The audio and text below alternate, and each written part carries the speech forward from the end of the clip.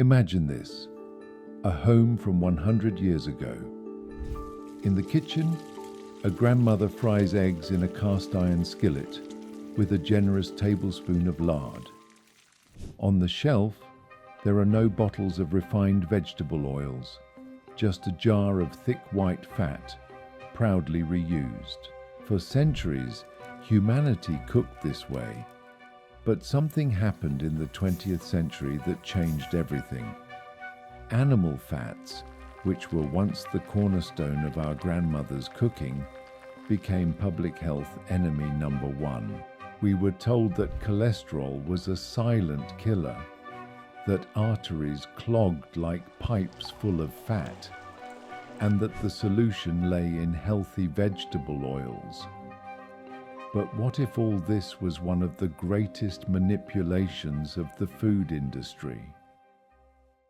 It all began with a man, Ansel Keys, an American nutritionist, who launched the famous lipid hypothesis, which claimed that the consumption of saturated fats raised cholesterol and led to heart disease.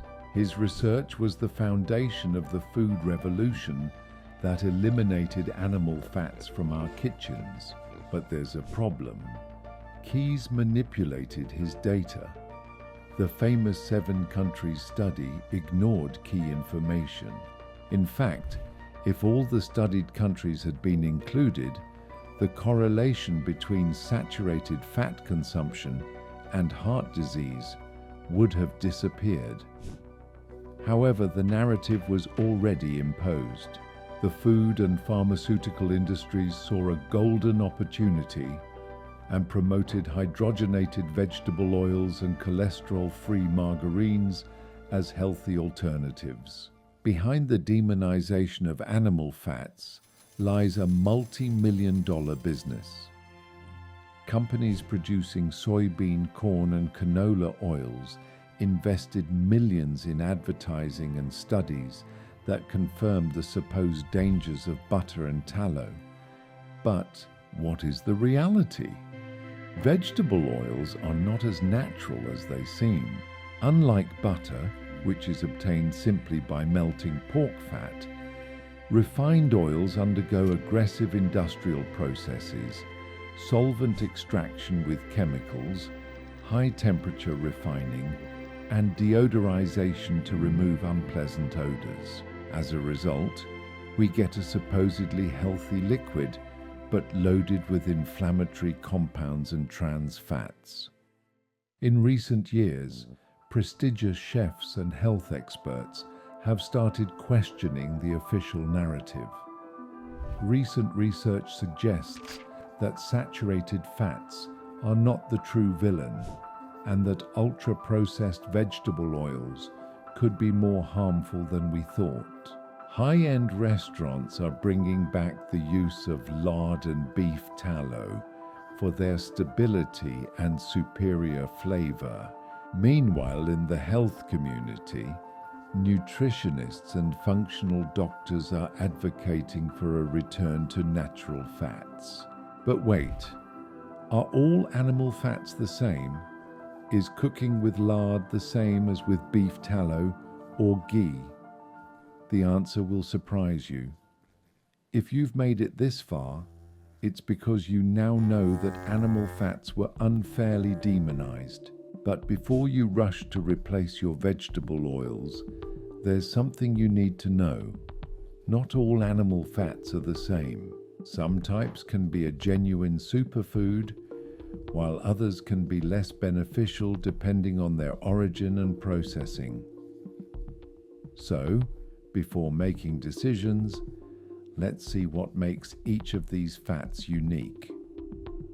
Lard was a staple in the diet of our ancestors. It is a stable fat, with a fatty acid profile that makes it ideal for cooking. Additionally, it is rich in vitamin D, as long as it comes from pigs raised outdoors. But beware, the commercial lard you find in supermarkets is usually hydrogenated or processed, which changes its structure and makes it less healthy. Beef tallow is one of the most stable fats for cooking at high temperatures. It does not oxidize easily and is ideal for frying, something many people are unaware of. In fact, before the arrival of vegetable oils, fast food chains used to cook their French fries in beef tallow, which gave them an unmatched flavor. But of course, the industry switched to cheaper and less healthy oils.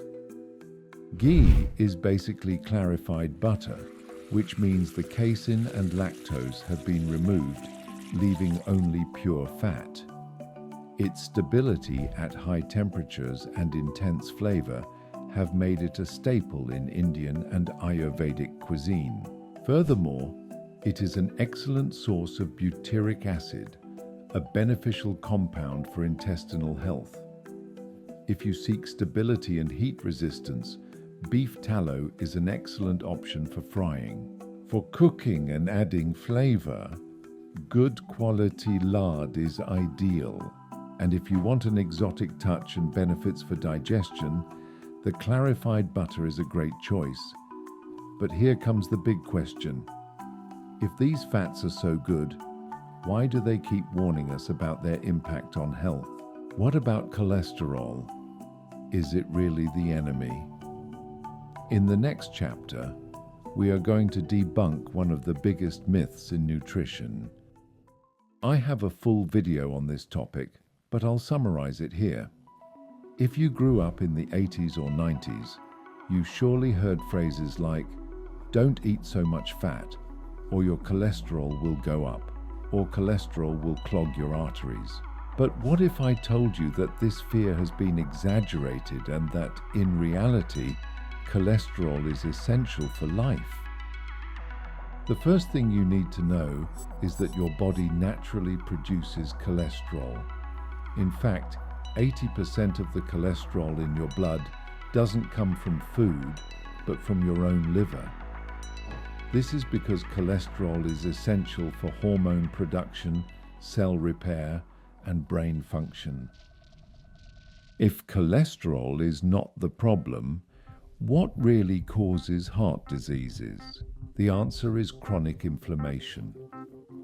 When you consume processed vegetable oils, they generate free radicals that damage the arteries. Cholesterol goes to repair the damage. But if the inflammatory process continues, plaques form. In other words, cholesterol is not the cause of the problem. It is the body's response to try to solve it.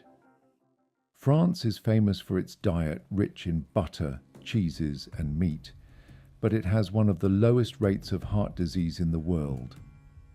Something similar happens in Argentina, where the consumption of meat and animal fat is high, but heart problems are not greater than in countries with lighter diets. Why? Because these populations do not excessively consume ultra-processed oils. Their diet is based on natural fats, which reduces inflammation and keeps the metabolism in balance. Recent studies have debunked the idea that saturated fats are dangerous. A 2010 meta-analysis published in the American Journal of Clinical Nutrition concluded that there is not enough evidence to state that saturated fats increase the risk of cardiovascular diseases. But here arises a key question. How can we use animal fats without making mistakes? Now that we know the truth about cholesterol, the question is, how do we cook with animal fats correctly to obtain all their benefits? We already know that animal fats were unjustly demonized and that their consumption in adequate amounts can be part of a healthy diet. However, their correct use is key to obtaining their benefits without negative effects. It is not about bathing everything in lard or tallow, but about integrating them intelligently in cooking without compromising health. Animal fats are not harmful on their own, but an excess combined with a diet high in refined carbohydrates and ultra-processed foods can lead to metabolic problems. A balanced diet should include quality proteins, fiber-rich vegetables, and sources of natural fats without overusing any of them. A sensible recommendation is to use animal fats for cooking within a diet based on whole and unprocessed foods, without exceeding the total daily caloric intake. The stability of a fat at high temperatures is crucial to prevent oxidation and the formation of harmful compounds. Lard. Use it for medium heat cooking, such as sautéing vegetables or low-temperature meats. It is excellent for adding flavor and texture without altering its molecular structure. Beef tallow. Its high stability makes it ideal for cooking grilled meats or slow-cooked stews. Ghee. Perfect for sautéing spices, cooking vegetables, and accompanying dishes without needing to fry. Avoid reheating fats multiple times, as this generates inflammatory compounds and reduces their benefits. While many traditional recipes use animal fats for frying, there are healthier ways to incorporate them without compromising their nutritional quality. Stir-fried vegetables in ghee or lard enhances the flavor of vegetables without the need for refined oils.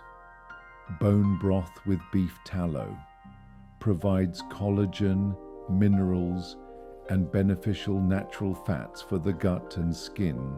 Cauliflower puree with ghee, a low-carbohydrate alternative rich in flavor. Grilled or baked meats with beef tallow. It adds juiciness without the need for processed sauces. Proper storage prevents oxidation and contamination. Lard and beef tallow. They are best preserved in glass jars, in cool and dark places. They can be refrigerated or frozen to extend their shelf life. Ghee. It does not need refrigeration if kept in an airtight jar without moisture. Reuse. They can be used multiple times as long as they haven't been exposed to excessive high temperatures or foods with starches or proteins that can degrade them. Animal fats can be a healthy option if used consciously and in balance. Have been part of human nutrition for centuries, but their reputation was damaged by misinformation and the interests of the food industry. The question is, will we return to the natural, or will we continue trusting the ultra-processed products that have been sold to us as healthy? Share your opinion and tell me how you would use these fats in your daily diet. I want to invite you to visit our health coach at tuvisalud.com. If you want to learn more about this topic, our coach is ready to help you. Don't forget to share this video with friends and family